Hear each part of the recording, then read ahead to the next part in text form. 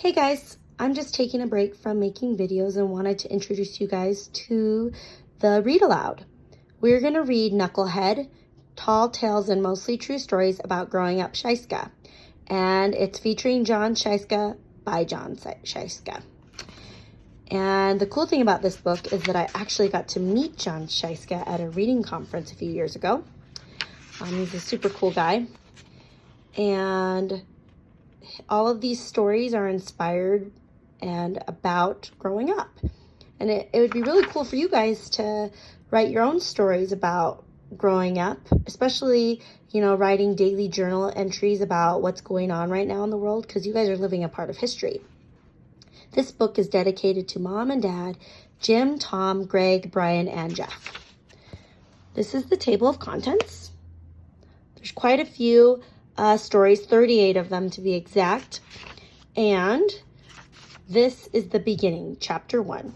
And I'll just show you some of the pictures first. You can see right here, Mom, Shirley, and Dad, Luis. And they're in quotation or parentheses because those are their names. This is Jim. This is John. He's the one who's writing the story. This is Tom, Greg, Brian, and Jeff.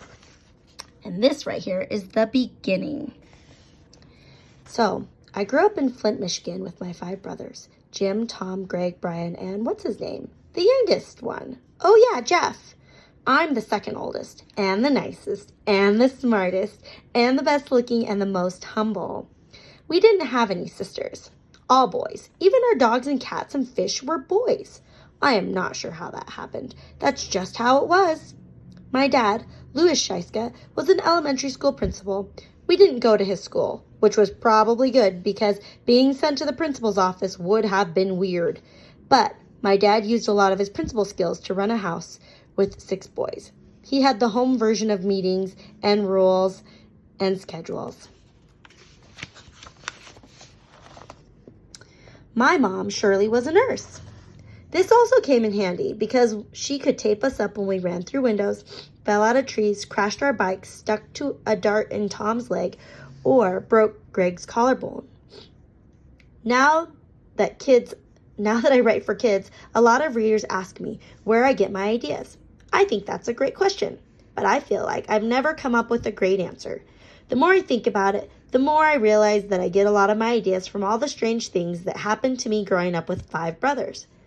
So here's the beginning of the answer to that mysterious and difficult question. Where do you get your ideas? And this is a piece of his work because it says his name, John S. Chapter 2. Who did it? My mom always used to tell us, don't wrestle in the living room. You're going to break something. We would always answer, sure, Mom. But one time, Jim jumped me in the living room, so I put him in a headlock. Jim tried to trip me with a karate sweep kick. I flipped him over and we were both landed, boom, right on the couch.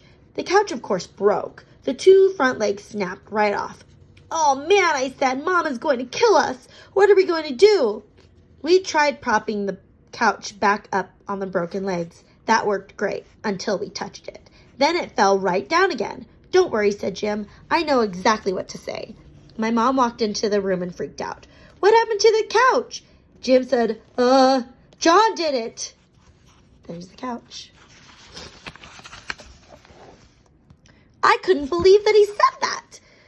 I said, I didn't do it. Tom did it. Tom said, I didn't do it. Greg did it. Greg said, I didn't do it. Brian did it. Brian said, I didn't do it. Jeff did it. And Jeff was the youngest. He didn't have anyone else to blame, so he looked around and said, I didn't do it. The dog did it. That's where I learned it's good to be the one telling the story, especially if you didn't do it. Now, I imagine you guys have all been blamed for something you didn't do, like John was, and who did it. Tell me about a time that you were blamed for something that you didn't do. I hope you guys are having a great day, and I hope to hear your stories of who did it.